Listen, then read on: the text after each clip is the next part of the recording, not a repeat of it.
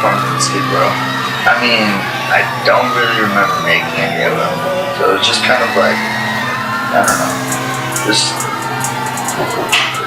however I was feeling those nights. I don't really remember them, but I just threw a bunch of random songs that I made all fucked up together, and it came out and turned into Hellboy. You don't even know what I've been through. You don't gotta let me bitch through. Going on the phone like I miss you. Love you by the way that I kiss you. You don't even know what I've been through. I mean, there was a lot of music that was made here, but there was just a lot of like crazy turn-ups here. Like I remember we would throw parties where we would like charge people money and then just use that money to like pay rent. That was fun. We filmed Ned's place in here. Like they were all right here, just a table, and like we would just like get a bottle and do like the podcast and just talk until we finished the alcohol. And that shit was mad funny. You guys, our guests are back. We forgot our phones. Last words? Okay. I forgot my phone, but here, I need some last words. Talking the tip. All right, I'm gonna talk into the Talk about Hellboy. Talk about Hellboy? Yeah, real quick. A brief moment. This will drop before then. All right, I got Kanye on there. That's easy. Yeah. All right. Peep, last So yeah, Hellboy features Kanye. September 25th. September 25th it dropped. Good music. I remember he made that song OMFG just like sitting right here in like a fold-out chair, and he put the mic on like a footstool in his computer, and he just like was singing right here, and there was like hella people around, and he was like screaming that song. I can't hear what you're trying to say. Light shining on the side of your face. Bro, when he was recording Hellboy, that shit was so like hella inspiring, because he recorded some of it at the loft, and he'd be like, all right, shh. And he would just scream his lungs out in front of everyone. And I couldn't do that shit. It's just like, ah! Like fucking up and all. Like, I was like, damn, that's hard. Why the fuck is everybody the same? Fuck my life, tell that bitch I'm insane. He didn't like half-ass it. He would like literally scream into the mic as loud as he possibly could, and just not caring what anyone else in the room thought. There's like sweat pouring down your face and you're like screaming, like, you know, your voice is cracking and stuff. Like I feel like that exemplifies like how his music was driven by passion. I just knew that music was what I loved to do, and I knew that if I did what everyone else did who inspired me in the underground, and just went and got a microphone and a computer and an audio interface, spent $300, and then you have the whole world in your hands, literally. You just need the talent and the hard work at that point. Is Peep over there? We don't know. What do you want to say to the people? I just want to say Sketta Gang, Baby Mob, On Top, GBC, shouts out everybody. Shout out my boy Diz. Shout out everybody. Shout out Home Movies. Love you all. Very positive. Shout out Smokestack. Hey, if you see Peep, tell him. But like the loft basically was just, it was this non-stop music thing. Like I remember I actually made the beat for Cobain for Peep, and the beat I exported it as I feel like shit and I'm laying next to Peep's mattress. How did you feel tonight? Man, I felt pretty good, bro. I was high as shit. You feel me? It almost seems fake now that I think about it. It was just like it was like anarchy. It's like any total chaos. Like anything goes. Anything. It's just like a fucking big open space. You didn't get noise complaints, so you just had all this freedom. When we were in Pasadena together on couches, and when we were in Whittier on couches, we were under somebody else's roof for real. And then this was our first experience where it was like, this is our shit. Like, this is our fucking world. This stupid little loft is like our world. We can do whatever the fuck we want here. You know, there's no rules.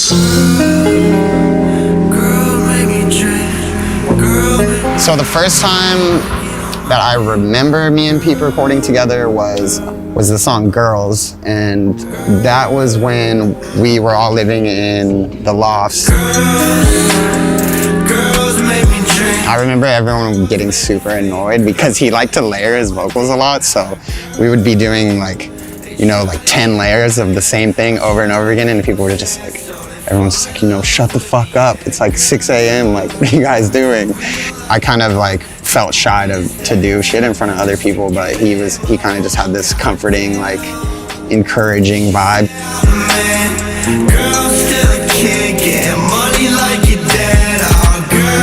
I've been on many sets. I worked with many directors. I worked with many artists. This was the first time that I truly felt like myself, and I didn't feel as if it was this like this pressure, or if it was this like these eyes. It was easy. All I can say is easy. It was a flow.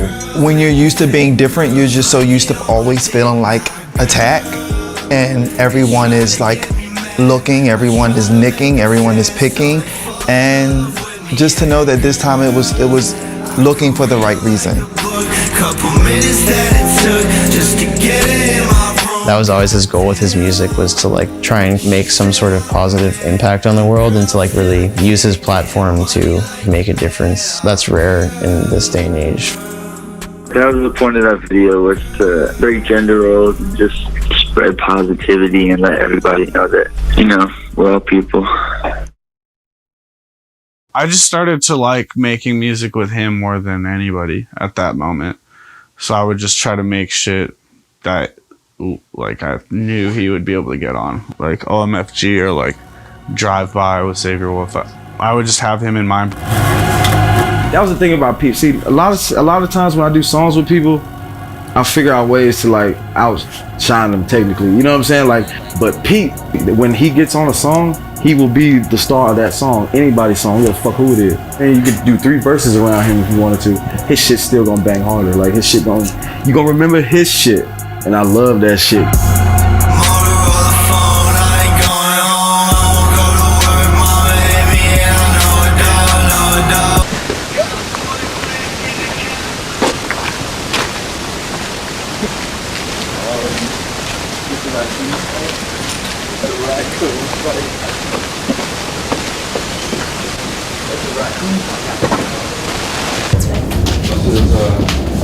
I'm giving them a little mini tour. It's gonna be like, this is so and so. That's for the shit. I mean, this is the infamous kitchen. You know, nothing crazy in here at all. This is cribs. All we have is beer. An empty thing of Modelo's and an empty thing of Heineken's and some eggs. Gotta clean up a bit. But yeah, me and Peep live here. And then the fucking living room where Smoke-a-Sack is right here. Fucking Tyler, Tony Bears, Young God, fucking Polari, Smoke. This is like our main crew that we be making music with. And then our main crew. We make all our shit like over here. Awesome. We make like, this is the little stew. We got Cortex in here. Fucking, this is where everything's made, like all of Hellboy and shit, pretty much, and all the Peep songs, you know. That's pretty much it. Echo Park, chilling. Just like fucking wild, like just a bunch of fucking dudes just chilling at the house, like people in like every room, like the whole couch filled with bodies, like just, it was like a frat house for fucking goth emo boys. Let me tell you a little something about the city of Los Angeles, alright? So, over here, we do a lot of stupid shit, but it comes out smart. Shit, alright? You know what I'm saying? It's all part of a fucking plan that we It's have. a big master plan. People don't fucking understand. They don't get it. They're never gonna get it. They never will. Maybe when they're dead, they'll understand. When they're dead. When they're fucking dead. They would be up till like fucking like 7 a.m. like every night, just like recording all the fucking time. It's just like non-stop. A typical recording session with me and Pete, he'd be mixing. So he would be like in a little rolly chair on the computer and I'll be on the couch. We could probably do 6 or 7 songs in like a couple of hours. Yeah, like he was kind of chaos himself. That was kind of his thing. He wouldn't even let me tattoo on him until I was like a certain level of like fucked up, to be honest. Like he liked that. Like one time I was off like a bunch of Xans and I was doing the Hellboy tattoo on his throat and I fell asleep while tattooing him.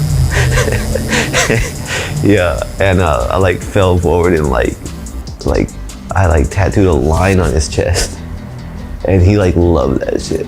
That was like his shit. He like never let me fix it. Yeah, that was like the kind of shit he would do.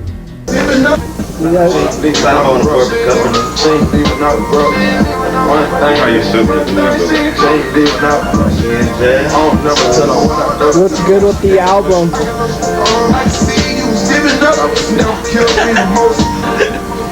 It sucks. Don't listen to that shit. The Hellboy sample, really for me, just that sample alone, when I hear that guitar, it just weirdly just reminded me of Peep, just the guitar itself. Listen to this beat I made, bro.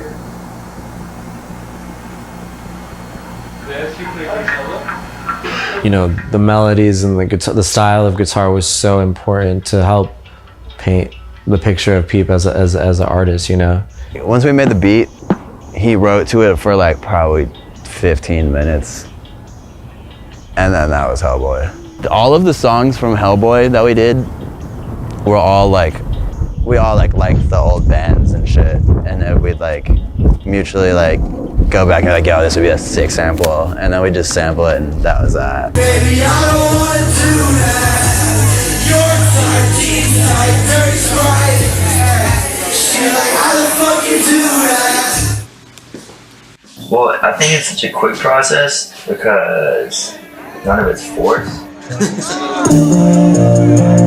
And like I said, I wait, like I'll spend so much time like not working that I feel like that's why I don't get writer's block, because I'm not writing all day like a lot of people do. I just fell in love with a bad bitch. Told me that she loved me too, baby. I'm not having it. Sipping cocaine 'cause I did. I'm like kind of doing the opposite and just like having fun, not having fun, and building up, you know, I don't even know it, but I'm subconsciously like building up content.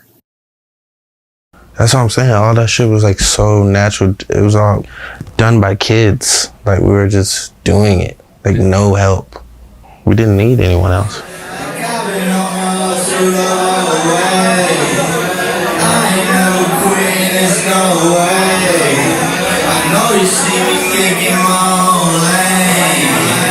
Hellboy killing the whole gang. We had all of it planned out. Baby girl, what the fuck is the plan now? We had all of it planned out. Baby girl, who the fuck is your man now? We had all of it planned out. Baby girl, what the fuck is the plan now?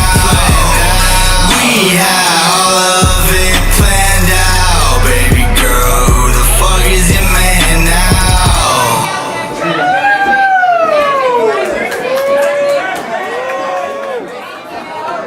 There's a lot of shit that I make that's like just weird, like eerie.